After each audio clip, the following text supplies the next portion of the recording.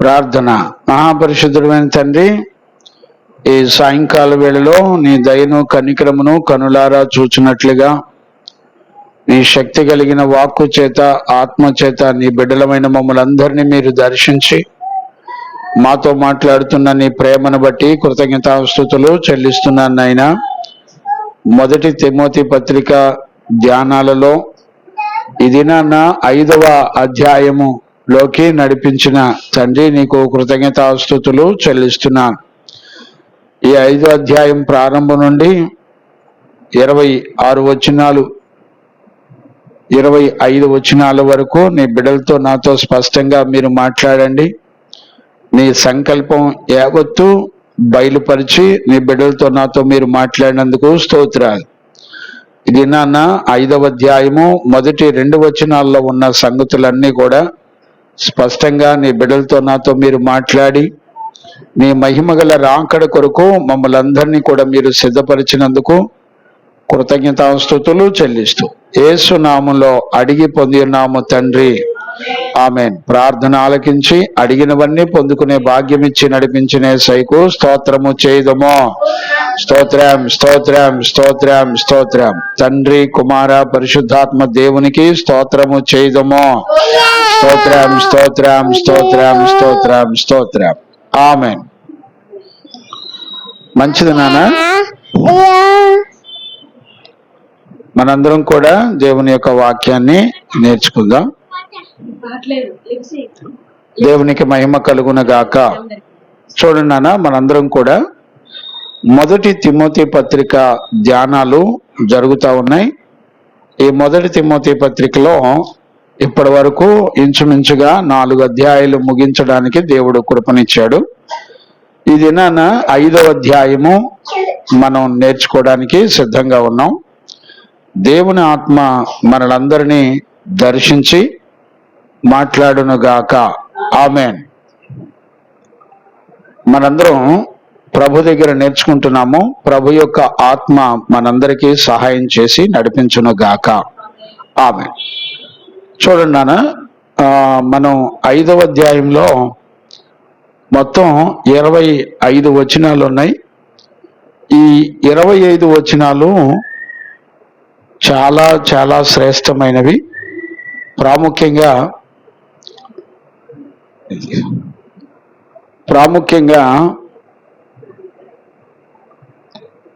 ఈ 5 అధ్యాయాల్లో చాలా విలువైన విషయాలు, దేవుని యొక్క సంకల్పాన్ని మనందరం కూడా చూడొచ్చు.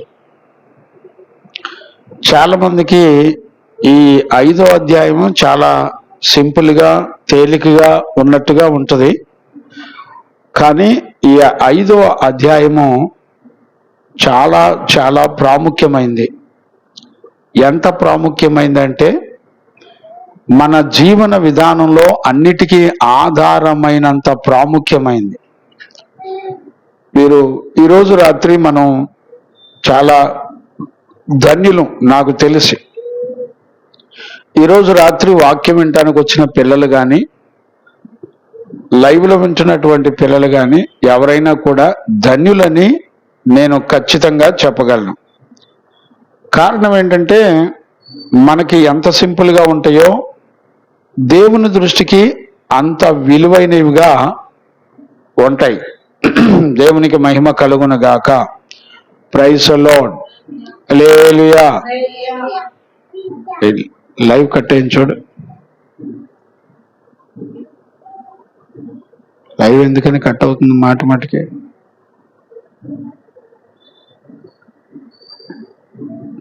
దేవునికి మహిమ కలుగును గాక.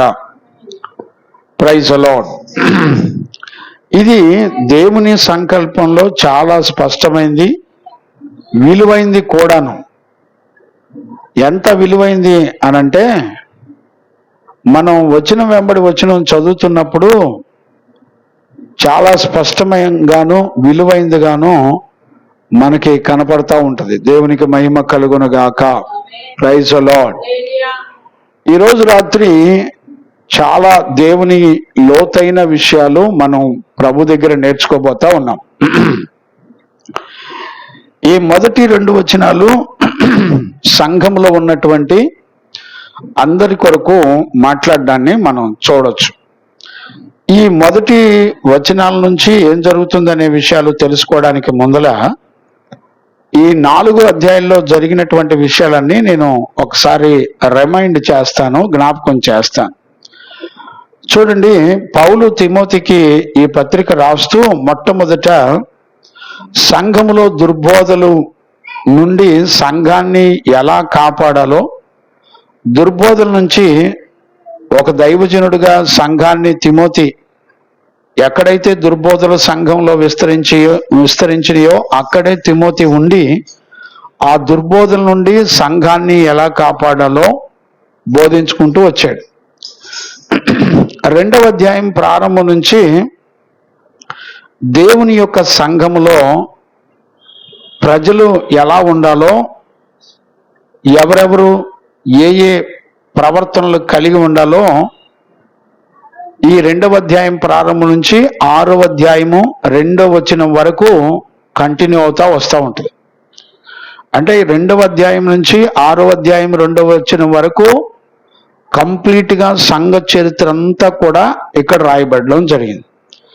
సంఘములో విశ్వాసులు కానివ్వండి, దైవజనులు కానివ్వండి, సంఘములో స్త్రీ పురుషులు కానివ్వండి, సంఘములో స్త్రీలు బోధించవచ్చా బోధించకూడదా దగ్గర నుంచి, సంఘములో పురుషులు ఎలాగుండాలి, సంఘమంతా కూడా దేని కొరకు ప్రార్థించాలి అనే విషయాలతో ఈ మొదటి తిమోతి పత్రిక 2వ అధ్యాయం ప్రారంభం నుంచి 6వ అధ్యాయం 2వ వచనం వరకు సంఘ చరిత్రలో సంఘం ఎలాగుండాలో రాయటం జరిగింది. ఈ 3వ అధ్యాయంలోకి వచ్చేపాటికి ఒక దైవజనుడు మొదటి నుంచి 7 వచనాల్లో ఒక దైవజనుడు ఎలాంటి అర్హతలు కలిగి ఉండి సేవ చేయాలో స్పష్టంగా రాయబడింది. అలాగే సంఘములో ఉన్నటువంటి జీవము గల దేవుని సంఘములో ఉన్నటువంటి సంఘము అని దేనిని అంటారు, ఎవరెవరిని అంటారనే విషయాలు కూడా ఈ 3వ అధ్యాయంలో రాయబడింది. 4వ అధ్యాయం ప్రారంభంలో మరొక దుర్బోధకులు ఎలాగా సంఘములో చొరబడి దెయ్యముల బోధల చేత వారు ఎలా బోధిస్తారనేటువంటి విషయాలన్నీ కూడా 5వ వచనం వరకు చెప్పబడింది. 6వ వచనం నుంచి ఎస్పెషల్లీ 16వ వచనం వరకు 4వ అధ్యాయము 16వ వచనం వరకు కూడా మనం చూడగలిగితే మొత్తం కూడా దైవజనుడికి ఏ లక్షణాలు కలిగి ఉండాలి, ఏ అర్హతలు కలిగి ఉండి సేవ చేయాలో తిమోతి కొరకు, ప్రతి దైవజనుడి కొరకు మాట్లాడినట్లుగా మనం చూడగలుగుతాం. ఈ 5వ అధ్యాయంలోకి వచ్చేపాటికి సంఘములో ఒక దైవజనుడు ఎలాంటి రిలేషన్షిప్ కలిగి ఉండాలో ఈ 5వ అధ్యాయం మొదటి నుంచి 25 వచనాల వరకు రాయబడడం జరిగింది. ఇందులో మొదటి 2 వచనాలు సంఘములో ఉన్నటువంటి అందరి గురించి రాయడం జరిగింది. ఎస్పెషల్లీ 5వ అధ్యాయం 3వ వచనం నుంచి ఇంచుమించుగా 16వ వచనం వరకు సంఘంలో మరి విధవరాళ్ళు ఎలా సన్మానించబడాలి, సంఘములో విధవరాళ్ళ గురించినటువంటి చరిత్ర అంతా కూడా ఇంచుమించుగా ఈ మొదటి తిమోతి పత్రిక 5వ అధ్యాయం 3వ వచనం నుండి 16వ వచనం వరకు రాయబడడం జరిగింది. అలాగే 17వ వచనం నుండి 22వ వచనం వరకు పెద్దలు, లేకపోతే సంఘ కాపరులు, లేకపోతే సంఘ పెద్దలు, లేకపోతే కాపరులు, సేవకులు, వారు ఎలాంటి వారై ఉండాలో మరికొన్ని విషయాలు స్పష్టంగా ఇక్కడ 5వ అధ్యాయం 17 నుంచి 22వ వచనం వరకు రాయబడింది. 23 నుంచి 25 వచనాల వరకు ముగింపు కొన్ని ముఖ్యమైనటువంటి విషయాలు రాయడం జరిగింది. ఇది మొత్తం 5వ అధ్యాయంలో ఉన్నటువంటి విషయాలు. ఈ 5వ అధ్యాయంలో మొట్టమొదట ఈ 5వ అధ్యాయం యొక్క 5వ అధ్యాయం విషయంలో దేవుని యొక్క సంకల్పం అంతా ఏంటి అనేటువంటిది చాలా చాలా ప్రాముఖ్యమైనటువంటి విషయం. ఇది మరలా చెప్తున్నాను, జాగ్రత్తగా అర్థం చేసుకోండి.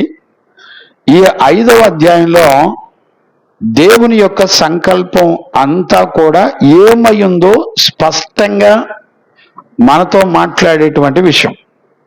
అంటే సంఘము పట్ల దేవుని దృష్టిలో ఎలాంటి విలువలు ఉన్నాయో తెలియచేసేటువంటి అధ్యాయమే ఈ 1 తిమోతి పత్రిక 5వ అధ్యాయం. చాలా మందికి ఇదంతా కూడా మనకు తెలిసిందేగా, చాలా ఈజీ అన్నట్టుగా ఉంటది. కానీ దీని వెనక దేవుని సంకల్పంలో ఉన్న చిత్తాన్ని ఎలా బట్టబయలు చేసి తిమోతికి, అంటే ఒక కాపరికి ఏ ఏ విషయాలు బోధిస్తున్నాడు అనేటువంటి విషయాలు ఇక్కడ అతి ప్రాముఖ్యమైనవి, చాలా చాలా శ్రేష్టమైనది. నేను చెప్తున్నాను ఒక దైవజనుడిగా, మీరు ఎంతవరకు ఈ వాక్యాలు మీకు అర్థమవుతాయో అంత ధన్యులవుతారు. ఈరోజు ఖచ్చితంగా మనందరం కూడా దేవుని దగ్గర మనందరం నేర్చుకుంటున్నాం. దేవునికి మహిమ కలుగును గాక. ఈ 5వ అధ్యాయంలో చూస్తే, ఈ 5వ అధ్యాయం మొదటి 2 వచనాల్లో ఎన్ని రకాల వ్యక్తులు లేకపోతే ఎన్ని రకాల గ్రూపులు కలిగినటువంటి ప్రజలు ఉంటారో వాళ్లతో ఒక దైవజనుడి యొక్క ప్రవర్తన ఎలాగుండాలో రాయబడడం జరిగింది. ఈ 3వ వచనం నుండి 16వ వచనం వరకు నిజముగా విధవరాండ్రు అనబడేటువంటి వాళ్ళ పరిస్థితులన్నీ కూడా 16వ వచనం వరకు రాయబడింది. ఈ రోజుకి మనం ధ్యానాంశము 1-2 వచనాలు నేర్చుకోగలిగితే సరిపోతుందేమో అని అనుకుంటున్నాను. ఒకవేళ సమయం ఉంటే 3వ వచనం కూడా ప్రారంభిద్దాం, సమయం ఉంటే, దేవుడు అనుమతిస్తే. దేవునికి మహిమ కలుగునగాక. ఈ మొదటి 2 వచనాల్లో చాలా చాలా శ్రేష్టమైన అతి ప్రాముఖ్యమైనటువంటి విషయాలు మనకిక్కడ చెప్పబడడం జరిగింది. చూడండి, ఆ మాటలు మనందరం కూడా చదువుకుందాం, ఆ వాక్యాలు చదువుకుందాం. చదవండి నాన్న. 1 తిమోతి పత్రిక 5వ అధ్యాయము మొదటి 2 వచనాలు చదువుకుందాం. వృత్తిని గద్దింపక, చూడండి జాగ్రత్తగా అర్థం చేసుకోండి. వృద్ధుని గద్దింపకుండా తండ్రిగా భావించి, మీరు తండ్రిగా భావించి అతనిని హెచ్చరించుము. అన్నదమ్ములని యవనులను తల్లులని వృద్ధ స్త్రీలను అక్క చెల్లెండ్రని పూర్ణ పవిత్రతతో యవన స్త్రీలను హెచ్చరించుము. చాలండి. ఇక్కడ కొంతమంది మనుషులను లేకపోతే కొంతమంది గ్రూప్ వారిని, గ్రూప్ అని ఎందుకంటానంటే ఒక్కరికంటే ఎక్కువ ఉన్నప్పుడు గ్రూప్ అనొచ్చు. సంఘాల్లో వృద్ధులు ఉంటారు, కూర్చోకరా,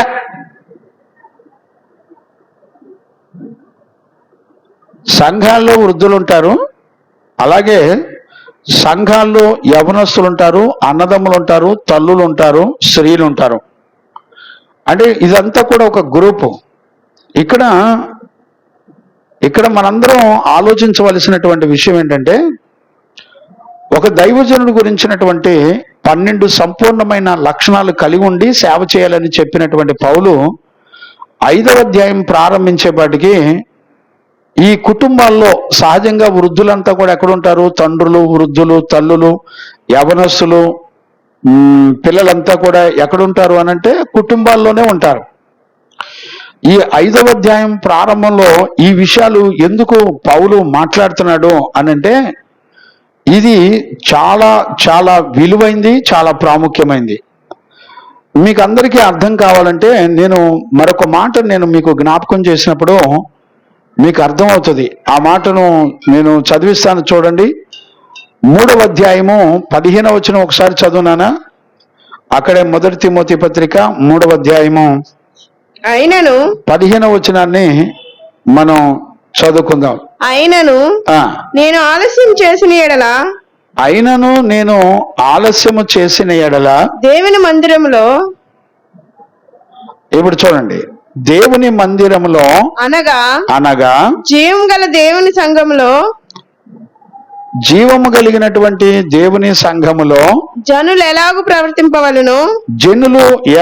ప్రవర్తింపవలెనో అది నీకు తెలియవలనని ఈ సంగతులు నీకు రాయిచున్నాను. ఇప్పుడు మనకు అర్థం కావాల్సింది ఏంటంటే, జీవము గల దేవుని సంఘములో మనందరి ప్రవర్తనలు ఎలాగుండాలి అనేటువంటి విషయాలు తెలుసుకోవడం కొరకు ఈ పత్రిక రాయబడింది.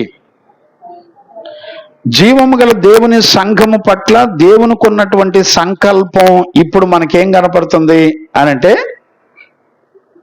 అయ్యా చెప్పండి నాన్న, పాలయ్య చెప్పు.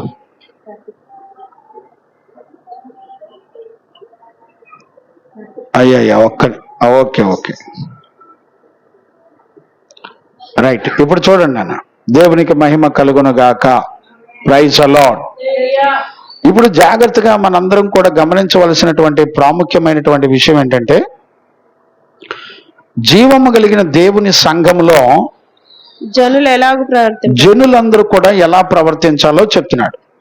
ఇప్పుడు 5వ వచనంలో ఏ విషయాలను గురించి మాట్లాడుతున్నాడంటే, ఒక దైవజనుడికి ఏం చెప్తున్నాడంటే, తిమోతి ఇప్పుడు సంఘములో వృద్ధులు ఉంటారు, స్త్రీలు ఉంటారు, పురుషులు ఉంటారు, తల్లులు ఉంటారు, అందరూ ఉంటారు. వీరందరి విషయంలో ఒక దైవజనుడి యొక్క ప్రవర్తన ఎలాగుండాలో ఇక్కడ చెప్పడం ప్రారంభమైంది. ఇక్కడ మనం గమనించవలసింది ఏంటంటే, ఇది జీవము గల దేవుని సంఘము.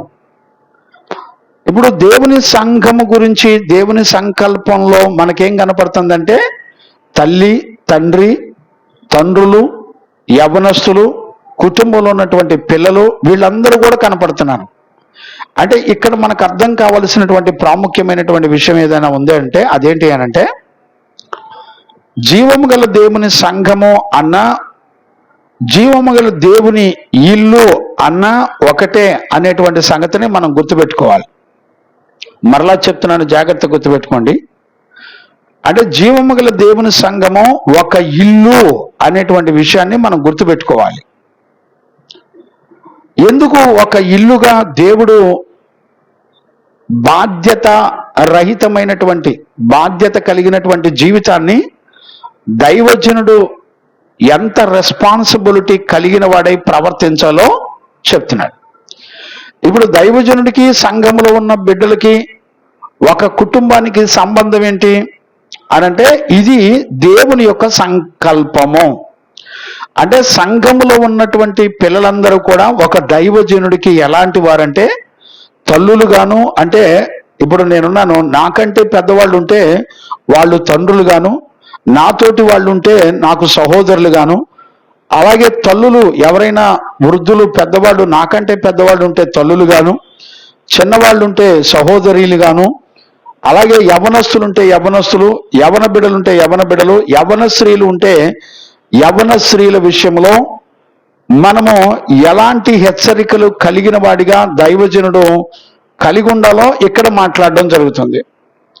వాస్తవానికి ఒక కుటుంబంలో ప్రాముఖ్యంగా కనపడేటువంటి గుణలక్షణాలు ఏముంటాయి అంటే, ఐక్యత, ప్రేమ అనేటువంటి విషయాలు ఇక్కడ ఖచ్చితంగా ఉంటాయి. దేవునికి మహిమ కలుగును గాక. Praise the Lord. మనందరం గ్రహించవలసింది ఏంటి, ఇప్పుడు ఒక కుటుంబంలో ఒకరి పట్ల ఒకరు బాధ్యత కలిగి ఉంటారు. ఇప్పుడు చూడండి, నేను సంఘంలో ఉన్నాను, నాతో పాటు మీరందరూ ఉన్నారు. మనందరం సంఘంలో ఉన్నా, లేకపోతే ఒక కుటుంబముగా దేవుని ఇల్లుగా ఉన్నా, ఇక్కడ దేవుని సంకల్పం ఏంటి అనంటే, ఒకరికొకరు సంబంధం లేనట్టుగా ఉండడానికి వీలు లేదు.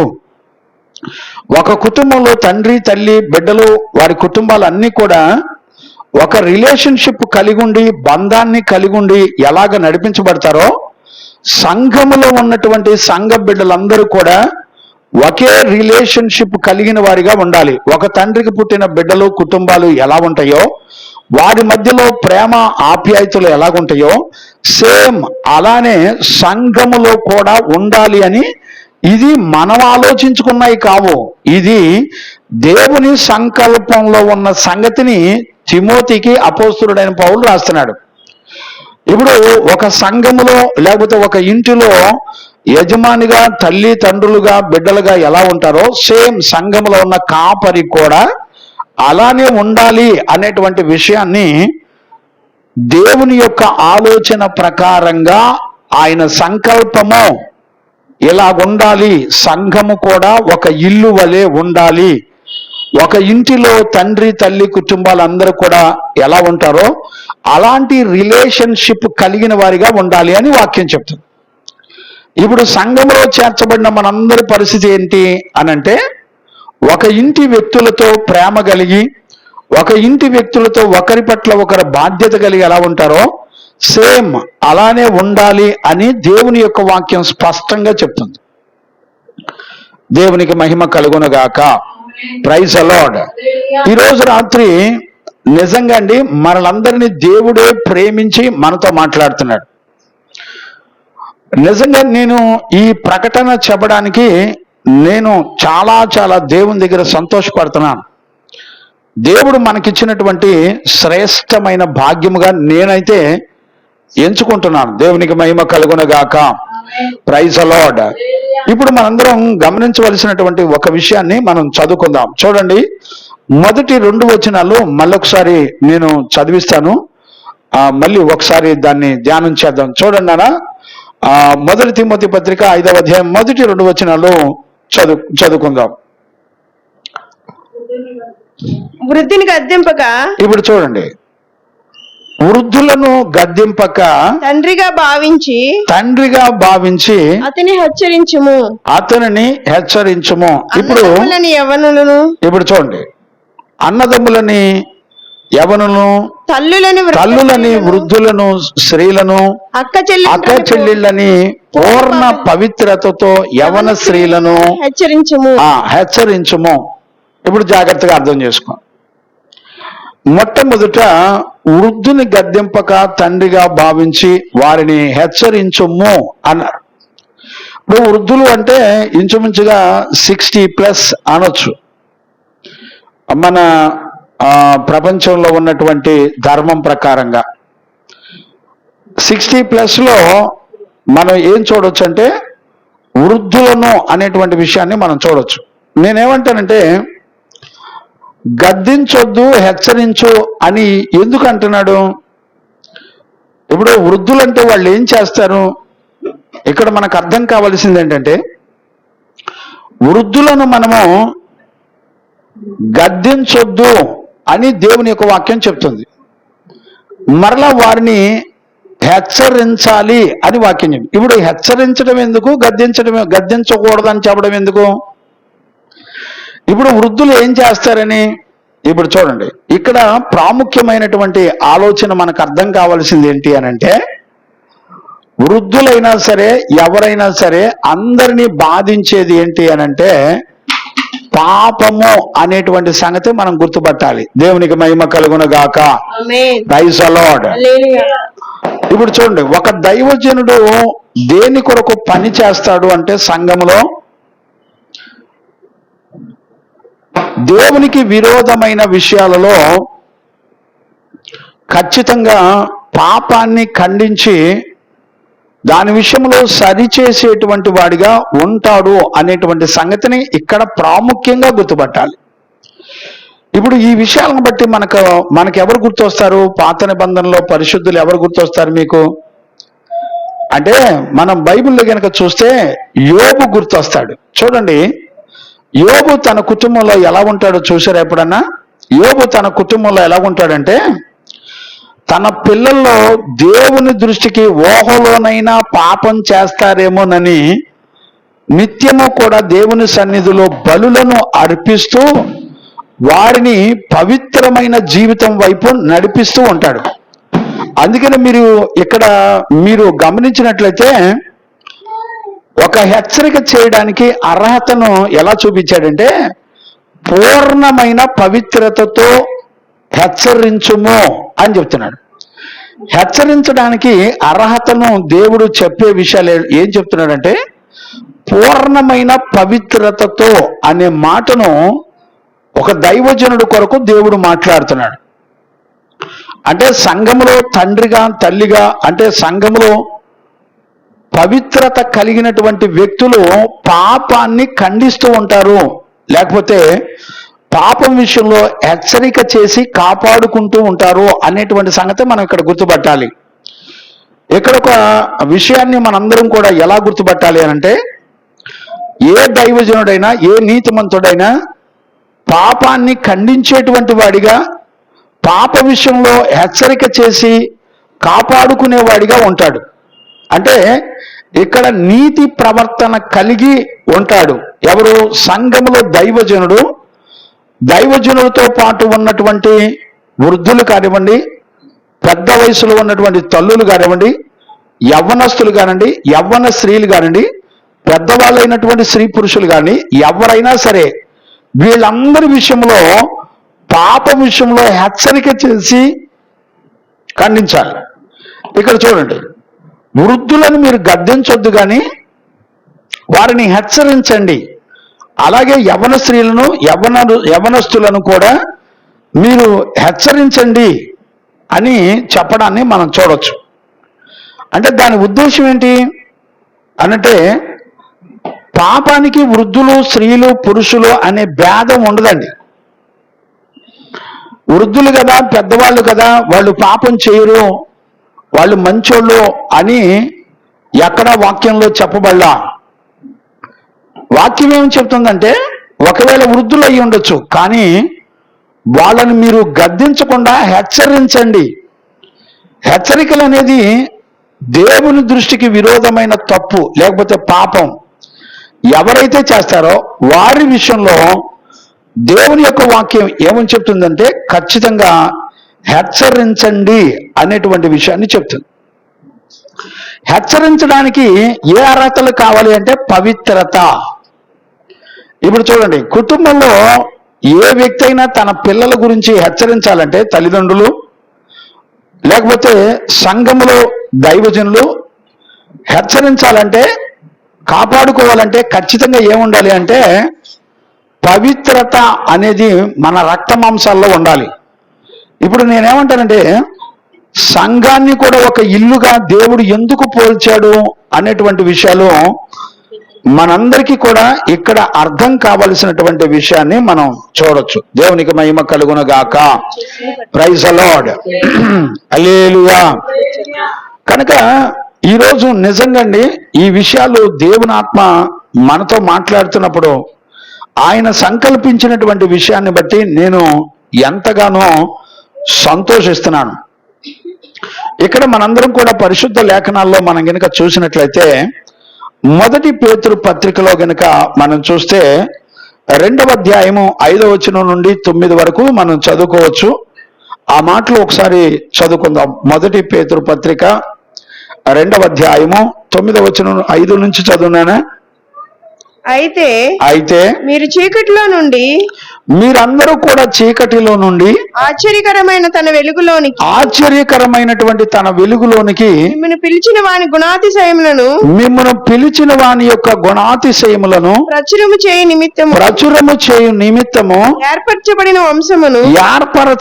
వంశమును. చూడండి, ఇక్కడ దేవుని కుటుంబాన్ని దేవుడు ఏమంటున్నాడంటే ఏర్పరచబడిన వంశములతో పోలుస్తున్నాడు, యాజక సమూహాలతో పోలుస్తున్నాడు.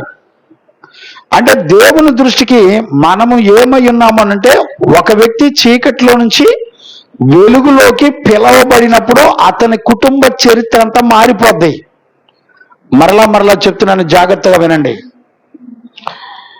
మీరు చీకటి, గత కాలంలో మనం ఏమై ఉన్నామనంటే చీకటి ప్రవర్తనలు కలిగి, లేకపోతే దేవునికి విరోధమైన పాపాన్ని చేస్తూ మనందరం చీకటి సంబంధులుగా ఉంటే, దేవుడు ఏం చేశాడంటే తన మహిమ కలిగిన సంఘములోకి, వెలుగు సంబంధమైన సంఘములోనికి దేవుడు నిన్ను పిలిచి ఏమంటాడంటే, మనమందరము కూడా ఒక యూనివర్సల్ కుటుంబం. ఒక ప్రపంచ దేశంలో ఉన్న ప్రజలందరూ కూడా చీకటిలో నుంచి వెలుగులోకి ఎవరైతే వచ్చి రక్షించబడ్డారో వాళ్ళందరూ కూడా యూనివర్సల్ కుటుంబంగా పిలువబడుతుంది. కంటిన్యూ చేయమ్మా మాటలు. అయితే మీరు చీకటిలో నుండి ఆశ్చర్యకరమైన తన వెలుగులోనికి మిమ్మల్ని పిలిచిన వాని గుణాతిశయములను బట్టి ప్రచురము చేయు నిమిత్తము ఏర్పరచబడిన వంశమును. ఇప్పుడు చూడండి, మనమందరం కూడా ఒక వంశానికి సంబంధించిన వాళ్ళం. మనందరికీ ఒకే ఇంటి పేరులంతా ఏమవుతారు? ఒక వంశానికి సంబంధించిన వాళ్ళు అవుతారు. ఇప్పుడు చీకటిలోంచి వెలుగులోకి వచ్చిన ప్రతి ఒక్కళ్ళు మనం ఏ వంశానికి సంబంధించిన వాళ్ళము అనంటే పరిశుద్ధమైన యాజక వంశానికి సంబంధించినటువంటి వాళ్ళం. ఇప్పుడు మనల్ని మన కుటుంబం గురించి మాట్లాడేటప్పుడు పరిశుద్ధత అనే మాటతో సంబంధం కలిగినటువంటి వారిగా ఉంటున్నాం. అంటే పరిశుద్ధపరచబడినటువంటి ఒక రిలేషన్షిప్ అంతా కూడా దేవుని సంఘము అనేటువంటి సంఘములో మనందరం దేవుని ఇల్లుగా పిలువబడుతున్నామో అనేటువంటి విషయాన్ని మనం గుర్తుపట్టవచ్చు. ఇక్కడ చూడండి, ఎఫెసీ పత్రికలో కనుక మనం చదువుకుంటే ఎఫెసీ పత్రిక 2వ అధ్యాయము 19వ వచనం నుండి 22 వరకు మనం చదువుకోవచ్చు. ఆ మాటలు చదువునానా? కాబట్టి జాగ్రత్తగా అర్థం చేసుకోండి. కాబట్టి మీరు మొదట పరజనులను పరదేశులనై ఉండక పరిశుద్ధులతో ఏక పట్టణస్థులను దేవుని ఇంటి వారినై ఉన్నారు. ఇప్పుడు చూడండి, మనందరం కూడా దేవుని ఇంటి వారమంట. మరలా చెప్తున్నాను, శైనమా దెబ్బలు పడతాయి మళ్ళీ.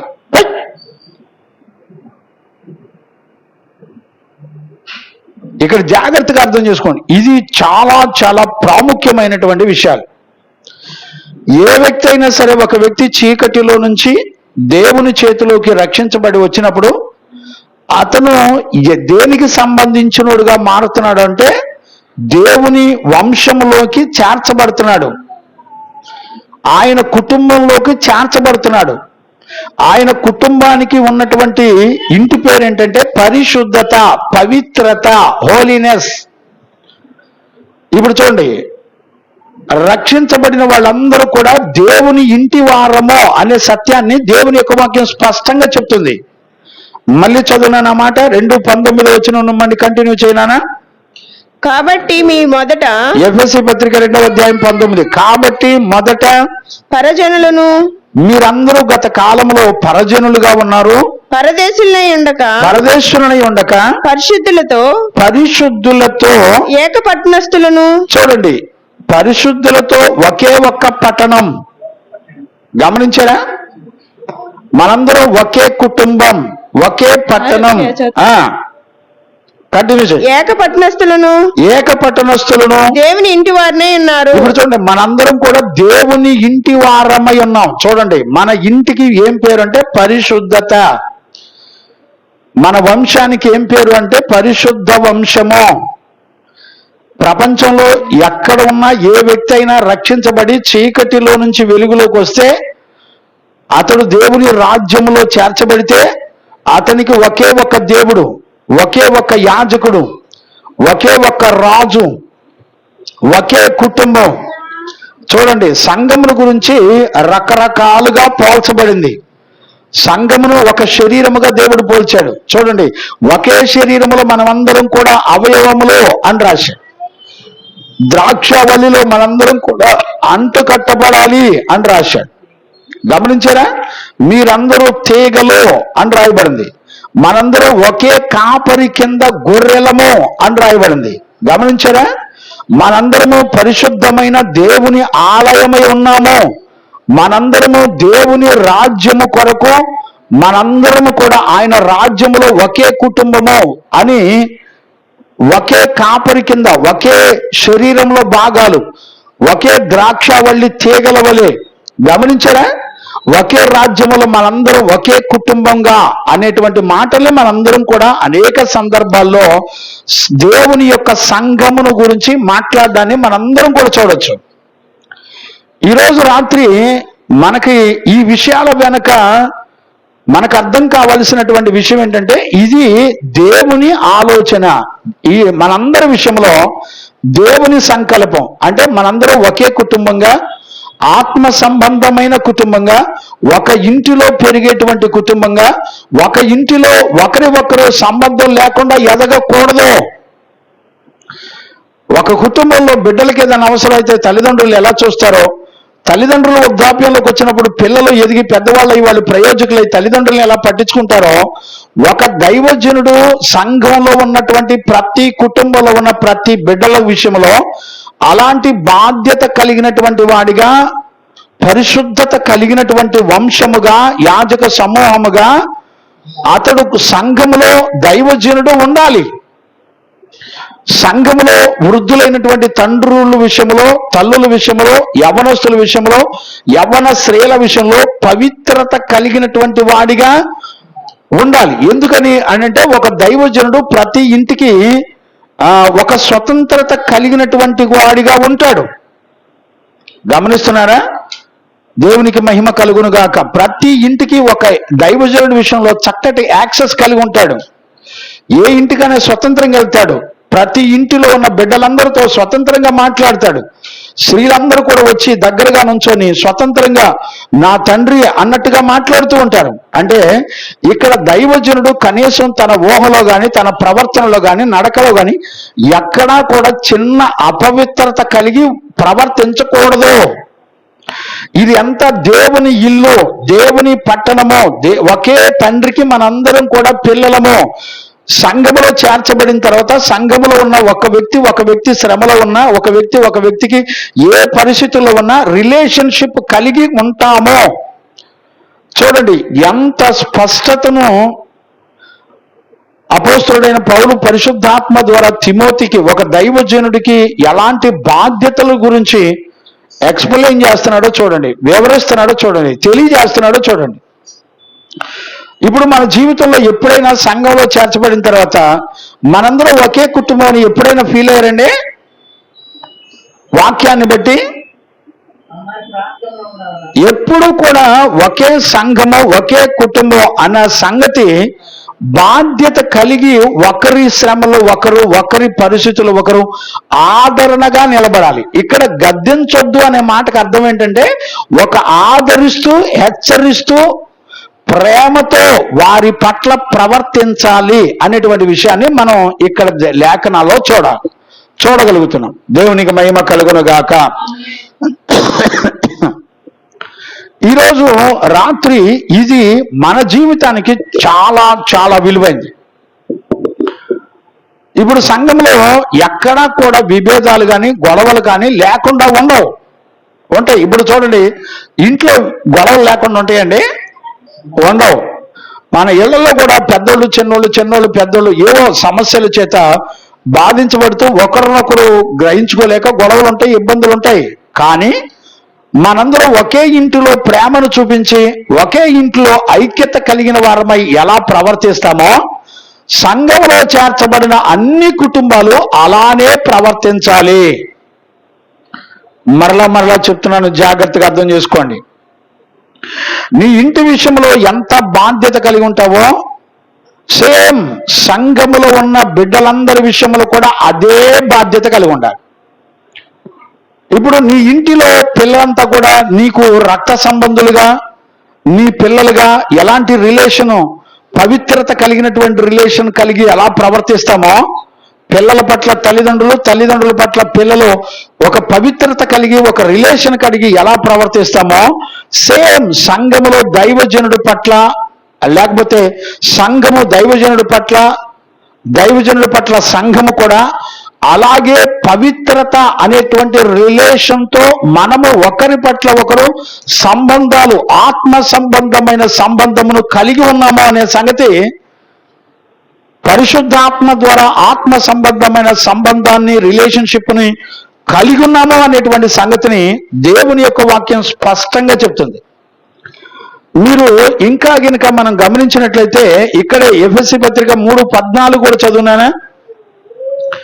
ఎఫెసీ పత్రిక 3:14 వచ్చిన పరలోకమందును భూమి మీదను, పరలోకమందును భూమి మీదను ఉన్న ప్రతి కుటుంబము, ఉన్న ప్రతి కుటుంబము ఏ తండ్రిని బట్టి కుటుంబం అని పిలువబడుతున్నాము. ఇప్పుడు చూడండి, ఏ తండ్రిని బట్టి మనందరము ఒకే కుటుంబం అని పిలువబడుచున్నామో ఆ తండ్రి ఎదుట నేను మోకాళ్ళుని మీరు అంతరంగ పురుషుని యందు. చూడండి, జాగ్రత్తగా అర్థం చేసుకోండి. మనందరం ఏ తండ్రికి మనందరం ఒకే కుటుంబంగా పిలువబడుతున్నామో, భూమి మీద గాని పరలోకంలో గాని. గమనించారా? నేను మరలా చదివిస్తాను ఆ మాట, మళ్ళీ ఒకసారి చదువునాను. ఈ హేతువు చేత పరలోకమందును భూమి మీదను కూడా భూమి మీదను ఉన్న ఆ. ప్రతి కుటుంబము ఏ తండ్రిని బట్టి కుటుంబం అని పిలువబడుచున్నదో. ఇప్పుడు చూడండి, దేవుడు తండ్రిగా లేకపోతే కుటుంబం అని పిలువబడడానికి వీలుండదు. ఏ కుటుంబంలో ప్రతి వ్యక్తి నాకు తండ్రి దేవుడు అని ఆయనతో పాటు ఆయన మన ఇంటిలో నివాసం ఉంటూ ఆయన మనకు తండ్రిగా, మనము ఆయనకు పిల్లలుగా మనము బ్రతకాలి. This is rule from heaven. ఇది అక్షరాల దేవుని యొక్క చట్టం, రూల్, దేవుని యొక్క సంకల్పం. ఇప్పుడు ఎవరిలో అయితే ఈ ఆలోచన ఉండదో, అంటే ఈ రిలేషన్షిప్ పవిత్రతతో దేవుడు ఎందుకు పెట్టాడంటే పాపాన్ని చంపడానికి. అంటే వృద్ధులైనా, స్త్రీలైనా, పురుషులైనా, యవనస్తులైనా, ఎవరైనా సరే పాపాన్ని చంపడం కొరకు దేవుడు పరిశుద్ధత అనేటువంటి రిలేషన్ సంఘములో పెట్టాడు. ఇప్పుడు చూడండి, సంఘంలో దైవజనుడు పరిశుద్ధమైన లక్షణములు కలిగి ఉండి, పవిత్రమైన ఆ లక్షణములు, పవిత్రత కలిగి ఉండి, పరిశుద్ధత కలిగి ఉండి, రిలేషన్షిప్ కలిగి ఉండి సంఘాన్ని నడిపించాలి. గమనించారా? ఒకవేళ ఇది గనక క్రమం మారిందంటే అది అక్రమంగా మార్చబడి సంఘాలు సర్వనాశనం అయిపోతాయి. దేవుని యొక్క సంఘాలు చేల్చబడి నాశనం అయిపోతాయి. ఏ ప్రయోజనము ఉండదు. ఏ చిన్న అపవిత్రత, సంఘములో ఉన్న దైవజనుల దగ్గర నుంచి సంఘములో ఉన్న విశ్వాసులు అందరూ కూడా ఒకే కుటుంబంగా ఎదగాలి. ఇది దేవుని సంకల్పం. ఈ రోజున ఏం జరుగుతుంది? సంఘాల్లోనే లవ్ అఫేర్లు, సంఘాల్లోనే లవ్ మ్యారేజ్లు, సంఘాల్లోనే అపవిత్రతలన్నీ కూడా ఏలుబడి చేస్తున్నాయి. ఉపయోగం ఏమైనా ఉంటుందండి? ఏమన్నా ఉపయోగం ఉంటుందంటారా? ఈ రోజున ఒకే సంఘాల్లో పిల్లల వివాహాలు చేసుకోవటం ఏంటండి దౌర్బల్యం? ఇక్కడ దేవుని యొక్క సంకల్పం, ఒక సంఘాన్ని దేవుడు ఎలా చూపిస్తున్నాడో చూడండి. ఏ తండ్రిని బట్టి కుటుంబాలు అని పిలవ. ఇప్పుడు సంఘంలో ఎన్ని కుటుంబాలు ఉన్నాయో ఆ కుటుంబాలన్నిటికీ తండ్రి ఒకడే. ఆజ్ఞ రాకముందు రిలేషన్షిప్ లేవు, కానీ కొత్త నిబంధనలో ఆజ్ఞలు వచ్చిన తర్వాత, మోషే ధర్మశాస్త్రం వచ్చిన తర్వాత రిలేషన్షిప్లు ఉన్నాయి. దేవుని చట్టం రిలేషన్షిప్లు పెట్టింది. ఈ రోజున సంఘాలు సర్వనాశనం అవడానికి గల కారణం ఏంటంటే సంఘములో రిలేషన్షిప్ లేకుండా అపవిత్రతలు చొరబడడం వలన ఈ రోజున సంఘాలు చేర్చబడుతున్నాయి. బిడ్డలారా, ఇది దేవునికి విరోధమైంది. కాబట్టి దేవుడు ఏమంటాడంటే వృద్ధాప్యంలో ఉన్న వారి విషయంలో మాత్రం మీరు హెచ్చరించండి. ఎందుకంటే పాపం విషయంలో వృద్ధులు, పెద్దోళ్ళు, చిన్నోళ్ళు, యవనస్తులని భేదాలు ఏముండవు. అందుకనే దైవజనుడు అన్ని విషయాల్లో సన్నద్ధుడై హెచ్చరించటం వెనక ఎంత కాపుదలను ఉంచుతున్నాడంటే మన ఊహకు అందని కార్యాలు దేవుడు చేస్తున్నట్టుగా మనం పరిశుద్ధ గ్రంథంలో చూడొచ్చు. దేవునికి మహిమ కలుగును గాక. ఇప్పుడు ఇంకా గలతీ పత్రిక 6వ అధ్యాయంలో కూడా మనం చూడొచ్చు. 6వ అధ్యాయం 10వ వచనాన్ని కూడా చదవన్నానా? గలతీ పత్రిక 6వ అధ్యాయం 10వ వచనం కూడా చదవండి. కాబట్టి మనకు సహాయం దొరికిన కొలది అందరి ఎడలను విశేషముగా విశ్వాస గృహమునకు చేరిన వారి ఎడలను. ఇప్పుడు గమనించారా? విశ్వాస గృహము అని రాశాడు. ఇప్పుడు చూడండి, విశ్వాస మందిరము, విశ్వాస గృహము. గృహము అన్న ఇల్లు అన్న, మందిరము అన్న, సంఘము అన్న ఒక్కటే. అందుకని సంఘానికి ఏ లక్షణాలు చెప్పాడు? కళంకమైనను, ముడతైనను, మచ్చైనను, డాగైనను అది ఏదీ లేకుండా వాక్యము చేత ఉదక స్నానం చేయబడి, పవిత్రపరచబడి, పరిశుద్ధపరచబడి నెయ్యి ఉండాలి. వాక్యము చేత ఉదక స్నానం చేయబడిందై ఉండాలి. దాన్ని సంఘం అంటారు. సంఘమును శరీరంతో దేవుడు పోల్చాడు. గమనించారండి?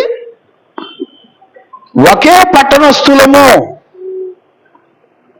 ఒకే వంశము వారము. చూడండి, దేవుని ఆలోచనలో ఉన్న ఆ మాటలు వెనుకున్న దేవుని సంకల్పాన్ని మనందరం కూడా గుర్తుపట్టాలి. ఇప్పుడు సంఘం అంటే ఎన్ని కుటుంబాలు ఉంటే ఎవడు కాడే ఉంటారు. ఐక్యత కానీ, సమాధానం కానీ, ప్రేమ కానీ ఇవేవి కనపడలేదండి వాళ్ళ సంఘాల్లో. పేరుకు సంఘాలకు వెళుతున్నామనే కానీ దేవుడు కోరుకున్న సంకల్పం మన జీవితంలో ఉన్నాయా లేదని చూసుకునే వాళ్ళు ఎవరు లేరు. ఈరోజు రాత్రి ఒక దైవజనుడిగా నేను మీ అందరినీ కోరుకునేది అదే.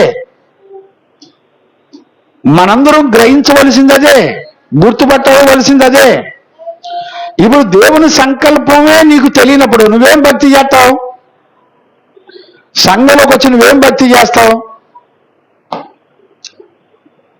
ప్రతి వ్యక్తి కూడా దేవుని సంకల్పంలో మనమేమై ఉన్నామనేది వాక్యం అనే అర్థంలో ఖచ్చితంగా చూడాలి. మనందరం దేవుని గృహమై ఉన్నాము. దేవుని గృహంలో చేర్చబడిన మరి సేవ కొరకు వచ్చినటువంటి బిడ్డల్ని మీ పిల్లలుగా భావించాలి. మీ బిడ్డలతో పాటు ఆ పిల్లలు కూడా సంఘంలో విశ్వాస గృహంలో చేర్చబడి సేవకు అప్పగించుకొని బ్రతికే పిల్లలందరూ కూడా వాళ్ళు కూడా మీకు పిల్లలే. గమనించారండి? ఇదంతా మనుషులలో నుండి పుట్టినటువంటి ఆలోచన కాదు. అందుకనే హెబ్రీ పత్రికలో కూడా మనం చదవగలిగితే, చదవండి నాన్న, హెబ్రీ పత్రిక 2వ అధ్యాయం 11వ వచనాన్ని కూడా మనం చదువుకోవచ్చు. హెబ్రీ పత్రిక 2వ అధ్యాయము 11వ వచనం చదవండి.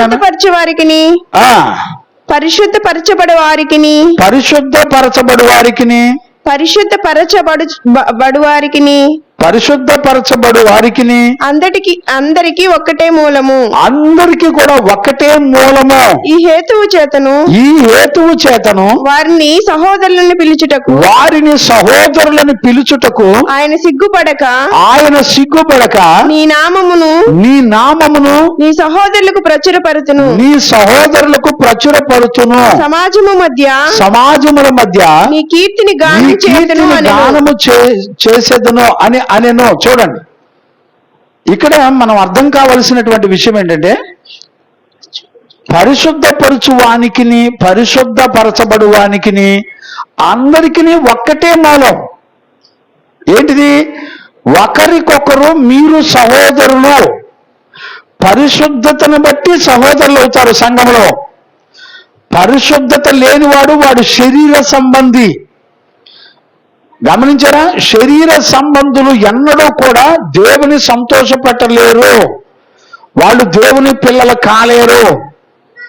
అంటే దేవుని సంఘంలో చేర్చబడిన వాళ్ళంతా కూడా ఒక దేవుని ఇంటిలో ఉన్నటువంటి ఒక చక్కటి రిలేషన్, పరిశుద్ధత అనేటువంటి రిలేషన్ కలిగి ఉండాలి. నేను అడుగుతున్నాను ఒక దైవజనుడిగా, ఇప్పుడు సంఘంలో ఎన్ని కుటుంబాలు ఉంటే అన్ని కుటుంబాలు అందరికీ తండ్రి ఒక్కడేనని, మనందరూ సహోదరులమని, మనం దేవుని సంఘంలో పరిశుద్ధతను ఆ పరిశుద్ధత అనే రిలేషన్లో సంఘస్థులముగా రిలేషన్షిప్ కలిగిన వారిగా ఉన్నామని మనలో ఎవరికన్నా ఆలోచన ఉంటుందండి? అలాంటి ఆలోచన ఉంటే, పరిశుద్ధతను బట్టి మనందరం ఒకే కుటుంబం అనే ఆలోచన ఉంటే సంఘములో ఎక్కడా కూడా అపవిత్రతకి, పాపానికి చోటు ఉండదు. గమనించారండి? ఈ రోజున సంఘములో ఎన్ని రకాల అపవిత్రతలు వచ్చి చోటు చేసుకొని యుద్ధాలు చేస్తున్నాయో గుర్తుపెట్టుకోండి. సంఘములో ఒకే కుటుంబం అన్నట్టుగా ఎక్కడ ఉంటారో తెలిసిన, పండగలు చేసుకోవడానికి, పుట్టినరోజులు చేసుకోవడానికి ఏంటి ఇక వాళ్ళ ఇష్టం అండి. సంవత్సరికాలు, జ్ఞాపకార్థాలు, ఏం సంవత్సరకాలు, ఏం సంఘాలు ఏంటో నాకు అసలు తెలియటలా. దైవ భయం అసలు లేదండి సంఘాల్లో. వాక్యం చెప్పిన ప్రతి ఓడు కాపరంటమే. సేవకుడండి, మా కాపరండి, మా అమ్మ గారండి, ఇక ఏంటో వాళ్ళ బూరిలో ఏందో వాళ్ళ భాష, వాళ్ళ తాలకైన చెత్త చెదారమంతా పెట్టుకుంటారు. ఒక పరిశుద్ధమైన రిలేషన్తో కూడినటువంటి ప్రవర్తన సంఘాల్లో ఎక్కడ లేవు.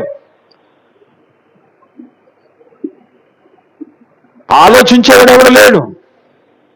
గమనించారండి? ఇంకా ఇంకొంచెం తేటగా నేను చూపిస్తాను చూడండి. రోమాపత్రికలో 8వ అధ్యాయం 16వ వచనం చదవండి. రోమాపత్రిక 8వ అధ్యాయం 16వ వచనం చదవండి. మనము దేవుని పిల్లలమని, ఇప్పుడు చూడండి, మనందరం కూడా దేవుని పిల్లలమని ఆత్మ తానే మన ఆత్మతో కూడా సాక్ష్యం ఇస్తుంది. ఆత్మ ద్వారా మనందరం సంఘంలో చేర్చబడిన మనందరం కూడా ఆత్మ సంబంధమైన పరిశుద్ధత చేత బంధాన్ని కలిగి ఉన్నాము. గమనించారా?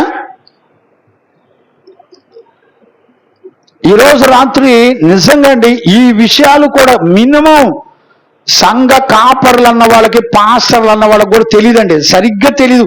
అసలు అందులో టెక్స్ట్ లో ఉన్న అర్థం ఏంటి, ఆ రిలేషన్షిప్ ఏంటి, ఇదంతా దేనిని బట్టి వచ్చింది? ఒక ఆత్మ లేకుండా దేవునికి ఇల్లుగా, సంఘముగా, సహోదరులుగా రిలేషన్షిప్ కలిగి ఉండలేము అనే సంగతి, కనీసం ఆత్మ ద్వారా ఇది జరుగుతుంది అనే సంగతి కూడా ఉండదండి. పరిశుద్ధాత్మను పొందని సంఘాలు, పరిశుద్ధాత్మను ద్వేషించే సంఘాలు ఈ రోజున ఎన్నో ఉన్నాయి, కుప్పలు ఉన్నాయి సంఘాలు. బాప్తీసం పొందితే పరిశుద్ధాత్మను పొందేవనుకునేవాడు బొచ్చెడు మంది ఉన్నారు. మరి వీళ్ళని నేనేమనాలో నాకు అర్థం కావట్లేదు. ఇప్పుడు యేసుక్రీస్తు మత్తయి సువార్తలో ఆయన నీటి మూలంగాను ఆత్మ మూలంగాను చదవండి. 3వ అధ్యాయం 11వ వచనం చదువునానా? మత్తయి సువార్త 3వ అధ్యాయం 11వ వచనం కూడా చదువునానా? మత్తయి సువార్త 3వ అధ్యాయం 11వ వచనం చదవండి. మారు మనసు నిమిత్తము నేను నీళ్లలో మీకు బాప్తీసం ఇచ్చుచున్నాను. మారు మనసు నిమిత్తం నేను నీళ్లలో మీకు బాప్తీసం ఇస్తున్నాను. అయితే నా వెనుక వచ్చుచున్నవాడు నాకంటే శక్తిమంతుడు. ఆయన చెప్పులు మోయుటకైనను నేను పాత్రుడను కాను. ఆయన పరిశుద్ధాత్మలోను, ఇప్పుడు చూడండి, యేసుక్రీస్తు పరిశుద్ధాత్మలోను అగ్నిలోను మీకు బాప్తీసం ఇచ్చును. బాప్తీసాలు ఎన్ని రకాలు? బాప్తీసం అంటే ఏంటి? నువ్వు నీళ్ళలో మునిగి పరిశుద్ధాత్మను పొందాలంటావు. పరిశుద్ధాత్మను పొందిన వాడికి పరిశుద్ధాత్మ పంచి ఇచ్చిన కృపావరాలు ఉంటాయి, అన్ని భాషలు ఉంటాయి. ఆత్మ పంచి ఇచ్చిన కృపావరాలు 12వ అధ్యాయం మొదలు కొరింథీ పత్రిక 12వ అధ్యాయం 7వ వచనం నుంచి ఉంటాయి, చదువుకోండి. ఇప్పుడు అసలు లేఖనాల్లో ఉన్న సంగతులు, ఒక ఆత్మ ద్వారా మనందరం కూడా ఆత్మ సంబంధమైన రిలేషను కలిగి ఉంటాం, ఒకే కుటుంబంగా, ఒకే సంఘములో. ఇప్పుడు ఆత్మ లేదంటే ఏంటి? పరిశుద్ధాత్మ చేత ఆత్మ సంబంధమైన బంధం లేదంటే అర్థం ఏంటి? పరిశుద్ధాత్మను పొందని సంఘాలంతా కూడా ఏమైపోతాయి? శరీర సంబంధమైన రిలేషన్స్ కలిగి ఉంటాయి, శరీర సంబంధమైన అపవిత్రమైన రిలేషన్స్ కలిగి ఉంటాయి. భయం ఉందండి. పరిశుద్ధాత్మను పొందకుండా మేము దేవునికి సంఘమని ఎవరు మట్టుకు వాళ్ళు అనుకొని మోసపోయే వాళ్ళు చాలా మంది ఉన్నారండి. నీళ్ళలో మునిగొచ్చి నేను పరలోకి వెళ్ళిపోతానని చెప్పుకునే వాళ్ళు కూడా చాలా మంది ఉన్నారు. నీటిలో మునగటం అనేది బహిరంగంగా నేను క్రీస్తుని అంగీకరించాను అనటానికి ఒక సూచనకు పనికి వస్తుంది. అంతకు మించి నిన్ను దేవుని రాజ్యాన్ని తీసుకెళ్ళడానికి పనికిరాదు. ఇవాళ ఆత్మలేని సంఘాలు ఎన్ని పేర్లు ఉన్నాయో, ఆర్సిఎం, సిఎస్ఐ, లోదరన్, అసలు కొన్ని వందల సంఘాలండి, ఒకటి కాదు రెండు కాదు, కొన్ని వందల సంఘాలు. పేర్లు చెబితే ఏడుస్తారని మింగుతున్నా. దేవుడు చూసుకుంటాడు మీ సంగతి, ప్రభు చూసుకుంటాడు మీ సంగతి, మీ వ్యవహారం. ఒక ఆత్మ, పరిశుద్ధాత్మ ఉన్న చోట సంఘములో ఒకరికొకరు ఆత్మ సంబంధమైన పరిశుద్ధతను బట్టి వాళ్ళు ఒకరికొకరు పరిశుద్ధ రిలేషన్ కలిగి వాళ్ళు సంబంధాలు కలిగి ఉంటారు. పరిశుద్ధత లేని చోట శరీర సంబంధమైన ప్రేరేపణల చేత వాళ్ళు అపవిత్రులై దేవుని సంఘములో పెరిగి పెద్దవాళ్ళై నరకంలోకి వెళ్ళిపోతారు. అంతే. భయం ఉందండి. భయపడే వాళ్ళు ఎవరు లేరు.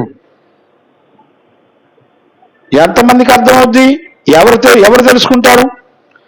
అందుకని రోమా 8:16 అంటాడు, మనము దేవుని పిల్లలమై ఉన్నాము, అది మనలో ఉన్న ఆత్మ మన ఆత్మతో సాక్ష్యం ఇస్తుందంట.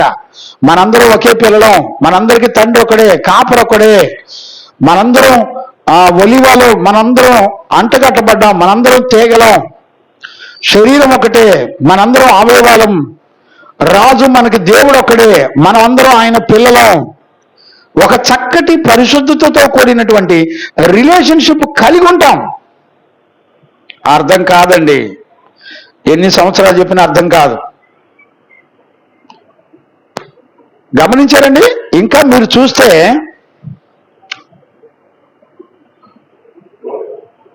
చూడండి నాన్న, మనం మొదటి వచనం మళ్ళీ ఒకసారి చదువునానా, తిమోతి పత్రిక 5వ అధ్యాయం మొదటి వచనం మళ్ళీ ఒకసారి చదువునానా, నేను కొంచెం దాన్ని ఎక్స్ప్లెయిన్ చేస్తాను. వృద్ధిని గద్దింపక, వృద్ధుల్ని గద్దించకుండా తండ్రిగా భావించి, మీరందరూ కూడా తండ్రిగా భావించండి, అతన్ని హెచ్చరించుము. హెచ్చరించండి. హెచ్చరించటం అనేది లేకపోతే చాలా ప్రమాదాలు జరుగుతాయండి.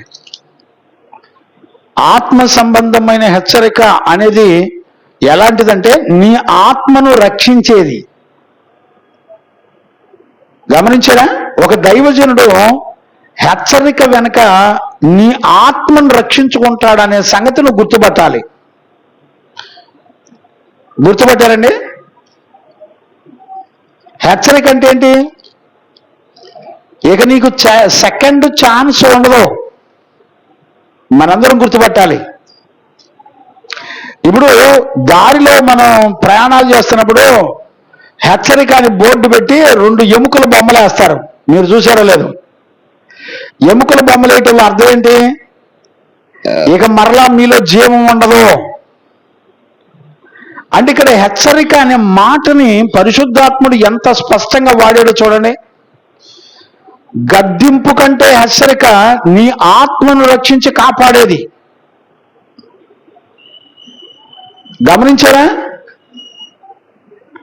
డేంజర్ నుంచి కాపాడేది.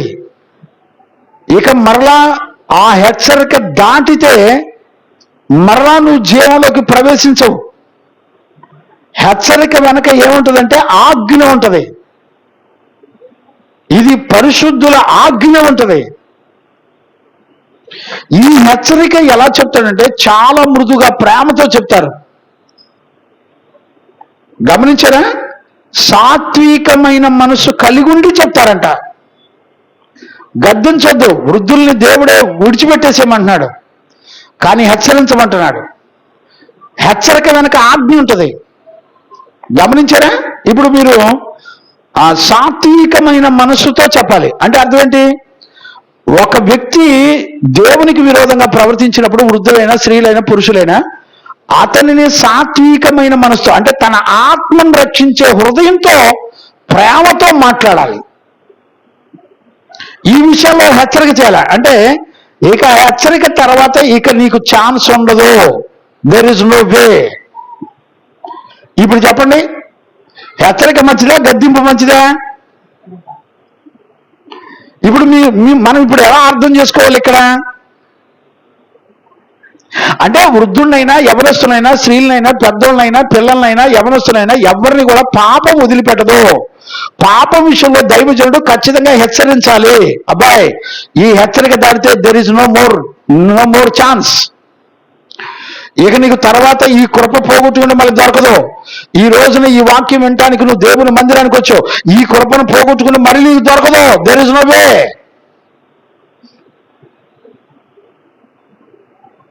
ఈ రోజున ఒక దైవజనుడితో నీకు ఎలాంటి బంధాన్ని నువ్వు కలిగి ఉన్నావో ఈ రోజున గుర్తుపట్టకపోతే మనలను మనమే నాశనం చేసుకుంటాం. ఒక తండ్రిగా, ఒక దైవజనుడిగా ఈరోజు ఈ మాటలు చెప్పడానికి దేవునాత్మ నా హృదయాన్ని సిద్ధపరిచినప్పుడు నేను ఎంతగానో ఆనందించాను. నేను, నా పిల్లలు, నా కుటుంబం, సంఘం ఎంత ధన్యులమో ఈ హెచ్చరికలను బట్టి. ఇప్పుడు చూడండి, గలతీ పత్రిక 6వ అధ్యాయం మొదటి వచనం చదువునానా. గలతీ పత్రిక 6వ అధ్యాయం సహోదరులారా, మొదటి వచనం చదవండి. సహోదరులారా, ఒకడు ఏ తప్పిదములోనైనను చిక్కుకొని ఎడల, ఒకడు ఏ తప్పిదములోనైనను చిక్కుకొని ఎడల, ఆత్మ సంబంధులైన మీలో ప్రతివాడు, ఆత్మ సంబంధమైనటువంటి మీలో ప్రతివాడు తాను శోధింపబడుదునేమో అని తన విషయమై చూచుకొనుచు సాత్వికమైన మనస్సుతో, ఇప్పుడు చూడండి, సాత్వికమైన మనస్సుతో అట్టి వాణిని మంచి దారికి తీసుకుని రావాలను. అట్టి వాణిని మంచి దారికి తీసుకొని రావాలి. చూడండి, సాత్వికమైన మనసు అంటే ఏంటి అంటే తన ఇతరుల మనసు నొప్పించకుండా తన ఆత్మను రక్షించే విషయంలో శ్రద్ధగా మాట్లాడుతూ వాళ్ళని హెచ్చరిస్తూ, ఇక ఛాన్స్ నీకు ఉండదు కనుక నువ్వు ఈరోజే మనసు మార్చుకోవాలి, నువ్వు ఈరోజే సరిచేయబడాలి అని తప్పనిసరిగా సాత్వికమైన మనసుతో హెచ్చరిస్తూ ఉండాలి. ఇంకా తిమోతిని కూడా ఏమని చెప్తాడో చూడండి. 2వ తిమోతి పత్రిక 2వ అధ్యాయం 24 నుంచి 26 వరకు చదువునానా. 24 నుంచి 26, 2వ తిమోతి పత్రిక 2వ అధ్యాయము. సత్య విషయమైన అనుభవ జ్ఞానము. ఇప్పుడు చూడండి, సత్య విషయమైన అనుభవ జ్ఞానం అంటే ఏంటి? వాక్య విషయముల అనుభవ జ్ఞానము. వారికి కలుగుటకై దేవుడు ఒకవేళ ఎదురాడు వారికి మారు మనసు దయచేయనేమో. అందువలన సాతాను తన ఇష్టము చొప్పున చెరపట్టిన వీరు వాని ఉరిలో నుండి తప్పించుకుని, సాతాను యొక్క ఉరిలో నుండి తప్పించుకొని మేలుకునుదురేమో అని ప్రభు యొక్క దాసుడు అట్టి వారిని సాత్వికముతో శిక్షించుచు. ఇప్పుడు చూడండి, అట్టి వారిని సాత్వికముతో శిక్షించటం అంటే ఏంటి? శిక్షించడం అంటే కొట్టడం అని కాదండి. శిక్షించటం అంటే అర్థం ఏంటంటే ట్రైనింగ్ ఇవ్వటం, అంటే నేర్పటం. సాత్వికముతో శిక్షించుచు జగడమాడక అందరి ఎడల సాధువుగాను బోధింప సమర్థుడుగాను కీడుని సహించువాడుగాను ఉండవలెను. గమనించారా? ఒక దైవజనుడు సంఘము పట్ల, సంఘ బిడ్డల పట్ల ఎలాంటి ప్రవర్తన కలిగి ఉండాలో ఎంత స్పష్టంగా దేవుని యొక్క వాక్యం చెప్తుందో ఆలోచించండి.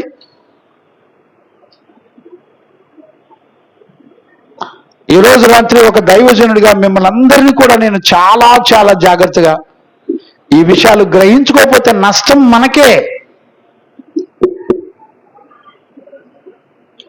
అందుకని మూలవాక్యంకి వచ్చేసేయమ్మా.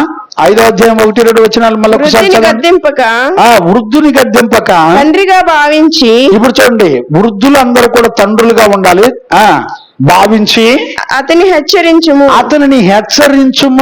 అన్నదమ్ములని యవనస్తులను, తల్లులని వృద్ధ స్త్రీలను, అక్క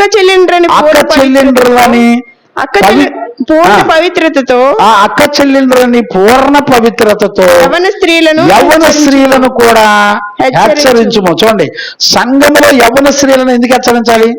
ప్రత్యేకంగా ఎందుకు రాశాడు? సంఘంలో యవ్వన స్త్రీలు వాళ్ళు ఎలాగుంటారంటే అధికార స్థానాన్ని కోరుకుంటారు. అర్థమైందండి? సంఘంలో నేను సేవకురాలుగా ఉండాలి, కాపరిగా ఉండాలి, ఉన్నతమైన స్థానాలను కోరుకుంటారు. సంఘంలో స్త్రీలను ఉన్నతమైన స్థానాలను కోరుకోవడానికి అవకాశం లేదని హెచ్చరించాలంట దైవజనుడు. అర్థమైందండి? దేవుని వాక్యం చెప్పినట్టుగా గ్రహించేవాడు ఎవడు లేడండి. బిడ్డలారా, జాగ్రత్త. హెచ్చరించడం వెనక, గద్దించడం వెనక దేవుని సంకల్పం ఎలాగుందో చూడండి. సంఘంలో ఒక కాపరి ఎలాంటి రిలేషన్షిప్ కలిగి ఉండాలో చూడండి.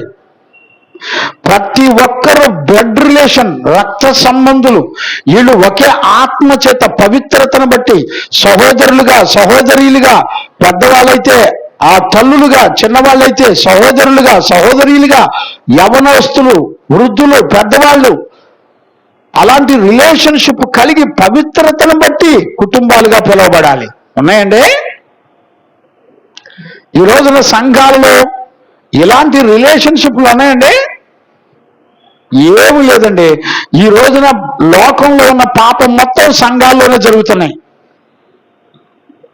సంఘాల్లోనే అపవిత్రత అంతా ఏలుబడి చేస్తుంది సంఘంలోకి వచ్చి. నిజంగా ఈ 5వ అధ్యాయంలో 2-3 వచ్చిన నిజంగా చెప్తున్నాండి, ఈ 5వ అధ్యాయం మొత్తం ఎంత శ్రేష్టమైన అధ్యాయం అంటే అంత శ్రేష్టమైన అధ్యాయం. మనందరం దేవుని సంకల్పంలో పరిశుద్ధతను బట్టి ఎలాంటి రిలేషన్షిప్ కలిగి ఉండి మనం బ్రతకాలో ఎంత స్పష్టమైనటువంటి విషయాలు చెప్పేటువంటి అధ్యాయం ఈ 5వ అధ్యాయం. ఇక తర్వాత చూడండి 3వ అధ్యాయం, క్షమించండి 3వ వచనం నుంచి కనుక చూస్తే ఒక విధవరాలు గురించి. ఇప్పుడు చూడండి, నిజముగా అనాథులైన విధవరాండ్రుల గురించి ఇక్కడ చూడండి. వాళ్ళని సన్మానించమని రాసి 16వ వచనం చదువునానా? విశ్వాసురాలైన ఏ స్త్రీ ఇంటనైనను విధవరాండ్రు ఉండిన ఎడల సంఘము నిజముగా అనాథులైన విధవరాండ్రకు సహాయం చేయటకై దాని మీద భారము లేకుండా ఆమెయే వీరికి సహాయం చేయవలెను. ఇప్పుడు చూడండి, ఇక్కడ 3వ వచనంలో విధవరాండ్రును సన్మానించమని ప్రారంభించి 16వ వచనంలో ముగింపులోకి వచ్చేప్పటికి సంఘానికి విధవరాళ్ళు కూడా సహాయం చేయాలని రాశాడు. రేపు సెక్షన్లో మనం చాలా లోతైన విషయాలు ఉన్నాయండి. 3వ వచనం నుండి 16 వచనాలు, మొత్తం 13 వచనాలు ఎందుకు రాశాడు పరిశుద్ధాత్ముడు ఒక విధవరాళ్ళ గురించి? ఒక విధవరాళ్ళు సంఘంలో ఎంత విలువైనలో, దేవుని సంకల్పం ప్రకారం వాళ్ళు ఎలాంటి వాళ్ళు అయి ఉండాలో ఎంత స్పష్టంగా రాసిందో. ఇవాళ విధవరాళ్ళు ఎక్కడ ఉండాలో సంఘములో ఉండి పరిశుద్ధుల సహవాసంలో ఉండి నిత్యము ప్రార్థిస్తూ, చూడండి ఆ మాట మీరు చదవండి. 5వ వచనం చదువునానా? అయితే నిజముగా అనాథులైన విధవరాండ్రు ఏకాకి అయి ఉండి దేవుని మీద నిరీక్షణను ఉంచుకొని విజ్ఞాపనల యందును ప్రార్థనల యందును పగలు గడుపుతూ ఉండాలి. అటు ఉండేవాళ్ళు ఉన్నారండి, ఆస్తులు కాపాడుకోవడానికి, ఇళ్ళు కాపాడుకోవడానికి, రోడ్లమ్మటే కప్పలమ్మటే సంఘ ఫంక్షన్లకి రోడ్లమ్మట తిరగడానికి బతుకుతారు. ఇంతకు మించి ఉండదండి. ఒక విధవరాలు గురించి దేవుని ఆలోచనలో ఏ సంకల్పం ఉందో చూసేవాడు ఎవడు లేడు, బైబిల్ చదివేవాడు ఎవడు లేడు. భర్త చనిపోయిన స్త్రీకి రేపు నెక్స్ట్ క్లాస్లో ఇవన్నీ కూడా నేర్చుకుందామండి. భర్త చనిపోయిన స్త్రీకి ఇక వివాహం అనేది ఉందా లేదా, లేకపోతే ఎలా ఉంటుంది, ఇవన్నీ బైబిల్లో ఉన్నాయండి. చదివేవాడు లేడు. ఎవరిని భర్తగా చేసుకొని బ్రతకాలి? భర్త చనిపోయిన స్త్రీ దేవుణ్ణే భర్తగా చేసుకొని సంఘమే తన ఇల్లుగా చేసుకొని బ్రతకాలి. వాక్యం చెప్తున్న సత్యం అండి. అవసరమైతే తన కలిగినవన్నీ కూడా సంఘ పరిచర్యలో పరిశుద్ధులకు సహకరిస్తూ అవి వాడాలి. రాయబడిన మాట అబద్ధం అండి. విధవరాండ్రకు సహాయము చేయుటకై దానికి భారము లేకుండా ఆమెయే వీరికి సహాయము చేయవరని. విధవరాలే ఆమె కలిగినవన్నీ కూడా పరిశుద్ధులకు సహాయం చేస్తూ పరిశుద్ధమైన పరిచర్య చేయాలి. ఉందండి? ఎవరు ఆలోచిస్తారు? కనుక ఈరోజు రాత్రి మనందరం కూడా చక్కగా గుర్తుపట్టగలిగితే ఒక ఆత్మ సంబంధమైన కుటుంబంగా ఉండాలి అని, అది సంఘము అని, అది ఇల్లు అని, అది దేవుని ఇల్లు అని, మనందరం దేవుని మందిరాలుగా ఉన్నామని ఎంతో స్పష్టంగా మరి దేవుని వాక్యం మాట్లాడుతుంది. కాబట్టి ఈ రోజున మనందరం కూడా ఒకరికొకరు రిలేషన్షిప్ లేకుండా ఉన్నామని భ్రమపడి మోసపోవద్దు. మనందరం కూడా ఒకే ఇంటిలో ఒక ఆత్మ సంబంధమైన కుటుంబంగా రిలేషన్షిప్ కలిగి ఉండాలి. చాలా మంది ఈ రోజుల్లో ఒక దైవజనుని తన తండ్రిని కాపాడుకున్నట్టు కాపాడుకునే పిల్లలు ఉన్నారు. ఒక రిలేషన్షిప్ అండి ఇది. కనుక ఈరోజు రాత్రి ఈ లేఖనాల్లో ఉన్న జీవితాన్ని మనకి, మన సంఘాలకు, కుటుంబాలకు ప్రభు అనుగ్రహించి నడిపించును గాక. ఆమెన్. ప్రార్థన చేసుకుందాం. స్తోత్రం, స్తోత్రం, స్తోత్రం, స్తోత్రం. మహాపరిశుద్ధుడైన తండ్రి, ఈరోజు రాత్రి ఎంతో శ్రేష్టమైన మొదటి తిమోతి పత్రిక 5వ అధ్యాయం ప్రారంభ వచనాల ద్వారా మీరు మాతో మాట్లాడి మీ సంకల్పంలో ఉన్న విషయాలు మాకు బట్టబయలు చేసి మా మనోనేత్రాలు వెలిగించి మాతో మాట్లాడినందుకు కృతజ్ఞతాస్తుతులు చెల్లిస్తూ వాక్యం విన్న బిడ్డలు, కుటుంబాలన్నిటిని కూడా, అందరినీ కూడా జ్ఞాపకం చేసుకో. వారందరి పట్ల ఒక ఆత్మ సంబంధమైన కుటుంబముగా, మా నాయన ఒక యాజక సమూహముగా మేమందరం కూడా బ్రతకాలని ఈ వాక్యం సెలవిస్తున్న ప్రకారం మేము ఒకరి పట్ల ఒకరు బాధ్యత కలిగిన వారిగా, ప్రేమ కలిగిన వారిగా, ఐక్యత కలిగిన వారిగా నడిపించబడ్డానికి మీ వాక్యములో నుంచి మీరు మాతో మాట్లాడి బలపరిచినందుకు కృతజ్ఞతాస్తుతులు చెల్లిస్తూ యేసు నామములో అడిగి పొందినాము తండ్రి, ఆమేన్. ప్రార్థన ఆలకించి అడిగినవన్నీ పొందుకునే భాగ్యం ఇచ్చి నడిపించిన యేసయ్యకు స్తోత్రము చేయదము. స్తోత్రం, స్తోత్రం, స్తోత్రం, స్తోత్రం. తండ్రి, కుమార, పరిశుద్ధాత్మ దేవునికి స్తోత్రము చేయదము. స్తోత్రం, స్తోత్రం, స్తోత్రం, స్తోత్రం, స్తోత్రం. ఆమేన్. మన తండ్రి అయిన దేవుని నుండి, మన ప్రభు అయిన యేసుక్రీస్తు నుండి, పరిశుద్ధాత్మని యొక్క అన్యోన్య సహవాసము, సన్నిధి, సమాధానం విశ్వసించిన బిడ్డలకును సకల పరిశుద్ధులకును యేసయ్య కృపా సమాధానం మనందరికీ తోడయుండి నడిపించును గాక. ఆమేన్. హల్లెలూయా, హల్లెలూయా, హల్లెలూయా. అందరికీ వందనాలు. Praise the lord.